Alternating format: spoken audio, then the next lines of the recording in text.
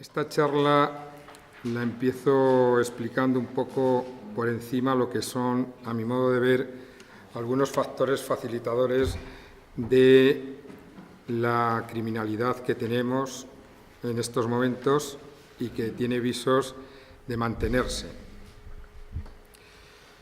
Desde luego, el conflicto es uno de los elementos, y desde el punto de vista criminológico, exógenos, que consideramos los criminólogos, fundamental. De hecho, tanta duración lo que ha hecho es enquistarse y convertirlo en algo consustancial y natural al desarrollo del ser humano y de las personas que conviven en Colombia. Eso ya es un problema, porque las cosas que duran demasiado tiempo se convierten en algo patológico y, como tal, es difícil de erradicar con medidas coyunturales o superficiales.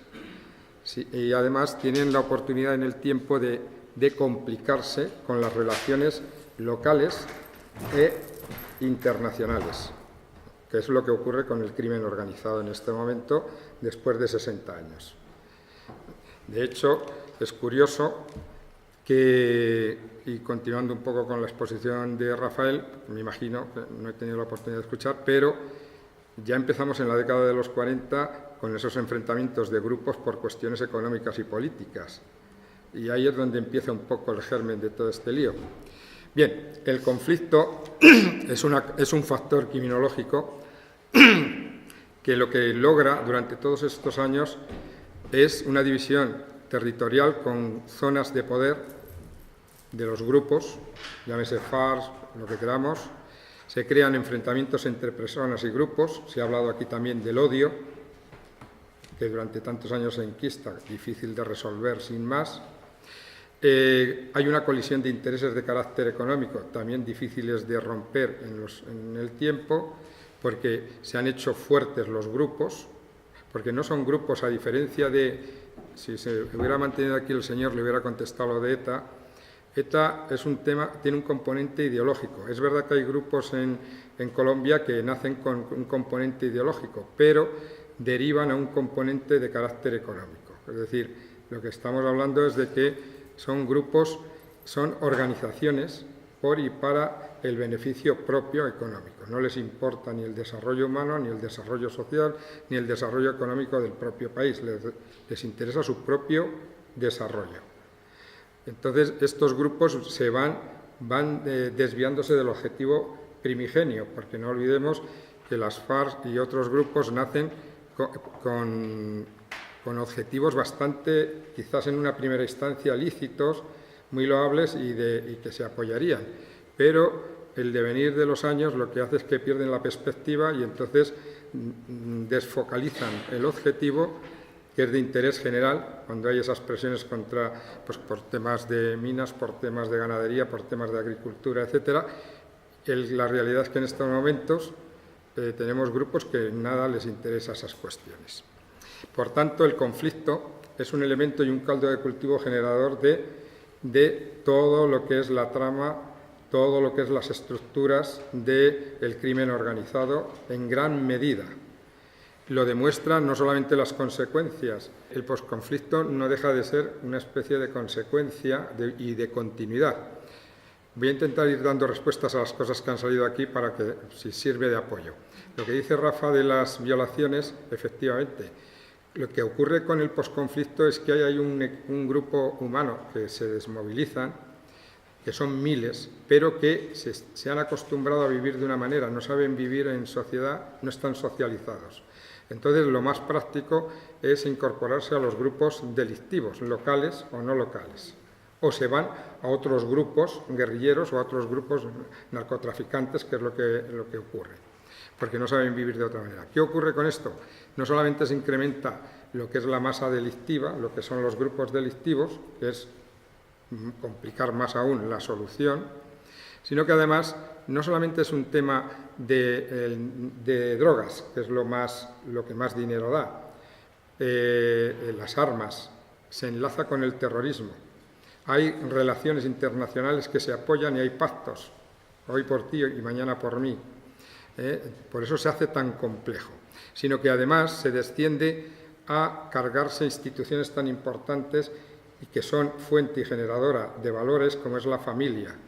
Claro que hay violaciones, muchas violaciones. No sé exactamente si es 1 cada 3, pero indudablemente lo que hace el conflicto y el posconflicto es que factores que podrían llegar a crear una cohesión social se los cargan literalmente, como es la familia se rompe, cada uno se busca la vida, las mujeres se buscan la vida y se someten a ese escarnio y a esa indignidad, o son sometidas a esa indignidad que es la violación. Pero luego lo que produce, la economía queda afectada, es decir, hay unos intereses, como hemos dicho, pero que no aportan al Producto Interior Bruto nada, aportan a sus intereses. Por tanto, se sigue en la pobreza, pero la pobreza no es lo que generaría propiamente los delitos o el crimen, más es las desigualdades, lo que se crea con todos los narcotraficantes, con los grupos organizados, es desigualdades. No hay oportunidad de crear políticas y estrategias que mantengan en el tiempo objetivos de carácter sociales, económicos, que den lugar a un desarrollo de las personas y a un desarrollo de la cohesión, digamos, social.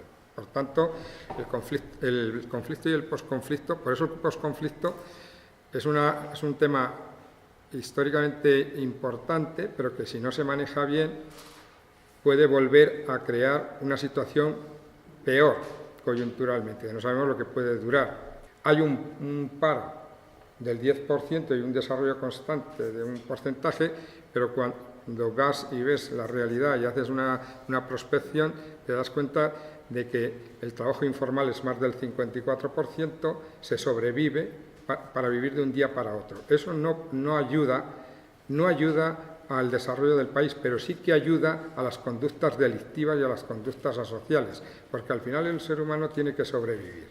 Por tanto, si una persona que sobrevive malamente de un día para otro con un kiosco que tiene en medio de una mediana, de una calle, pues si llega y le oferta una solución, pues él se va a agarrar, hay una necesidad. Por tanto, el posconflicto es un caldo de cultivo. La economía en estos momentos, curiosamente, hay fuentes de ingresos como podría ser producto del petróleo, que de hecho las regalías se reparten para poder poner en marcha proyectos, pero ¿qué ocurre? Que tenemos una forma de hacer gobierno, de gobernar, que también ha salido aquí. Desde luego, si la forma de gobernar o de desgobierno es también indirectamente un factor criminológico, porque el desgobierno lo que genera es corrupción, lo que genera es mala gestión y, por tanto, va empobreciendo y va en contra del propio desarrollo del país.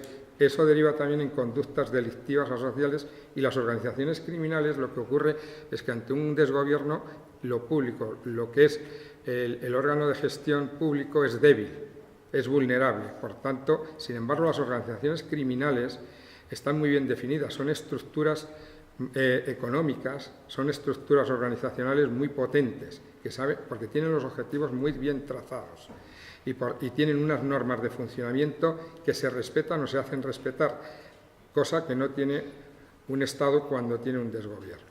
Es decir, no tiene los elementos facilitadores, porque al final lo que habría que intentar conseguir es que el gobierno fuera un gobierno honesto, un gobierno gestor, una ciudadanía empoderada con derechos y utilizando esos derechos, y en esa suma de esas dos herramientas que son el gobierno y la ciudadanía es cuando se puede hacer fuerte para enfrentarse a la potencia que suponen las organizaciones criminales.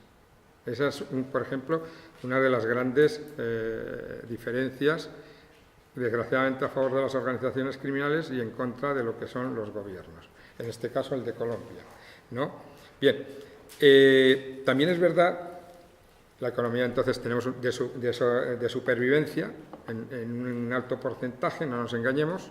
La educación, hay un absentismo importante del 18 al 20%, por tanto la incorporación de valores y que ayudarían al emprendimiento no se puede, pero esos jóvenes, como son vulnerables, también son objeto de captación de las organizaciones criminales, y porque de alguna manera estoy describiendo un país con grandes potencialidades, pero a la hora de organizarse y de gestionarse, de grandes debilidades, que aprovechan las organizaciones criminales, todas las organizaciones que ustedes conocen, ¿no? Y que de alguna manera creo que Rafael ha enunciado. Por tanto, hay que potenciar y fortalecer la administración y la ciudadanía. A todo esto tenemos también injerencias externas que también promueven la cooperación entre organizaciones criminales, de oficio de las propias organizaciones colombianas y de las que vienen de fuera. Pero también la situación y las condiciones geográficas del país a lo largo de estos 40, 50 años han facilitado también el desarrollo de una serie de actividades todas relacionadas con el tráfico y el cultivo de drogas. Ustedes mejor que yo saben la situación estratégica, geoestratégica que tiene y que no saben y que no pueden y no quieren. Entonces, es una pena que lo que podía ser una oportunidad se convierte en un problema. Tenemos, por un lado, es que conecta Centroamérica, el Caribe, Estados Unidos con Sudamérica, es decir, la situación es tremenda. Y luego tiene el acceso a dos océanos, el Pacífico y el Atlántico.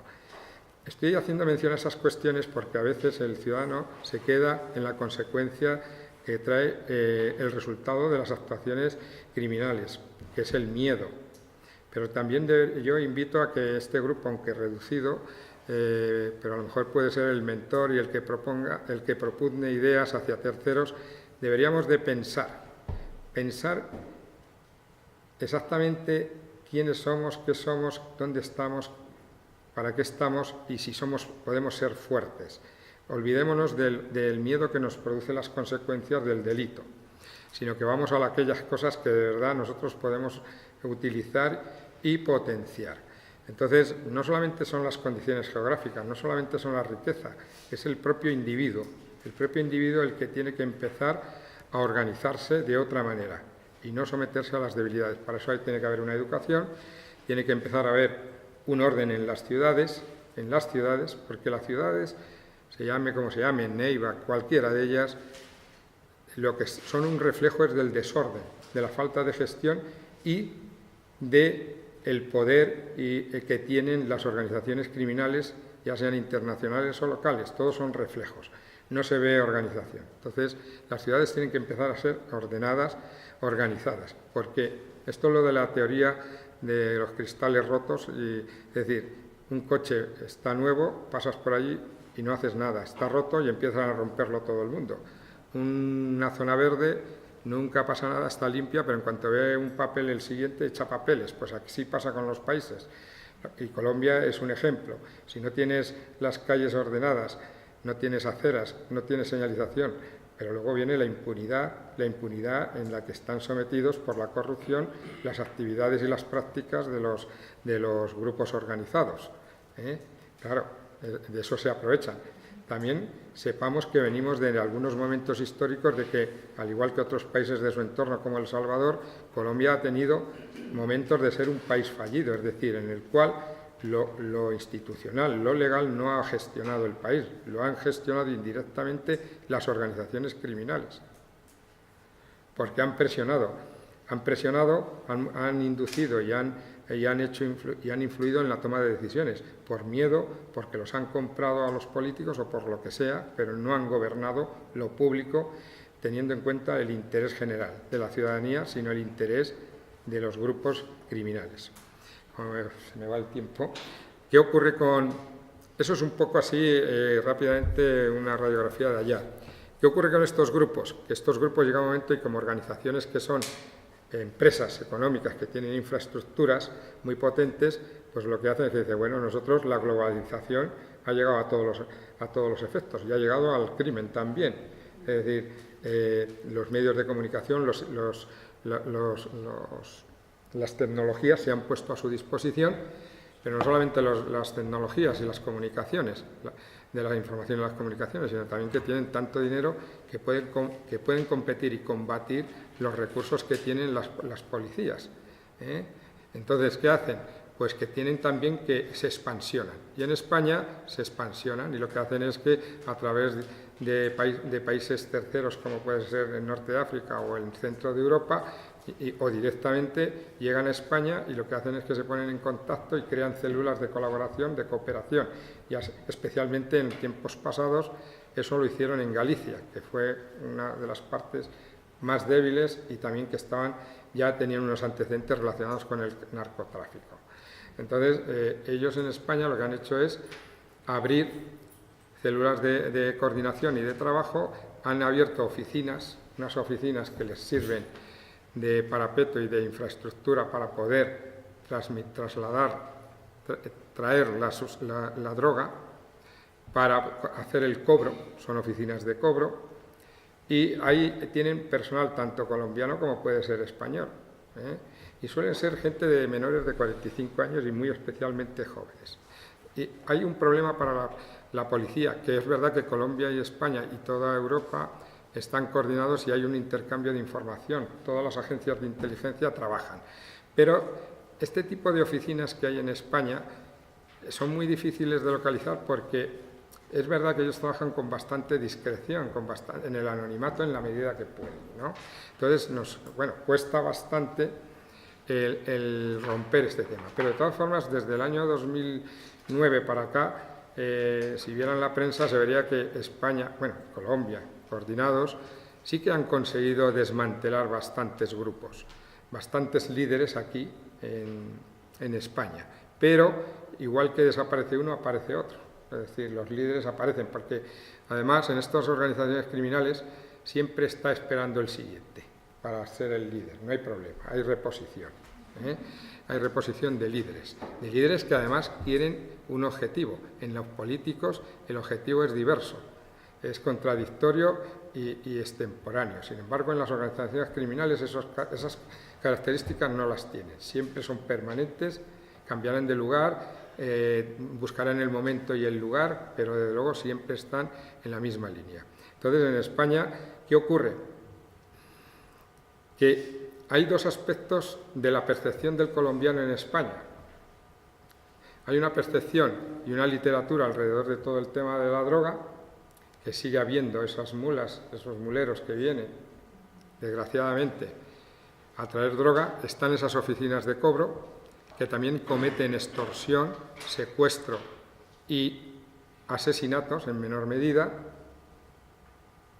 De hecho, en estos momentos puede haber unos 1.000 aproximadamente colombianos en las cárceles españolas.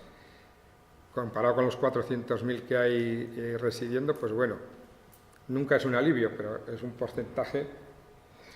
Dicho esto, los colombianos que están en las cárceles españolas están primero por narcotráfico, luego están por robos y hurtos, luego están por lesiones y agresiones y por último por homicidios.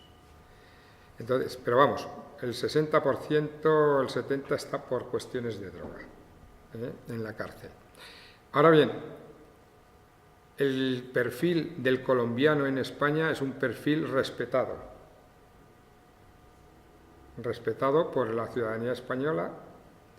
Es una persona mucho más formada que otros ciudadanos de aquel entorno de donde venís, y eso de alguna manera es un contrapeso, porque en España el tema de la droga, aunque es un paso también, como le pasa a Colombia para Estados Unidos, pero aquí veis que se trabaja bastante y no está bien visto. Pero sin embargo, luego la gran mayoría de los colombianos, con vuestro buen hacer y buenas prácticas sociales, pues contrarrestéis el asusto. Quiero transmitir aquí que debéis de preocuparos y ocuparos de ir mejorando y colaborando en la medida que se pueda para que el efecto negativo de esas personas que vienen con temas de droga relacionados con droga y otros tipos de delito quede contrarrestado con un potencial que tenéis.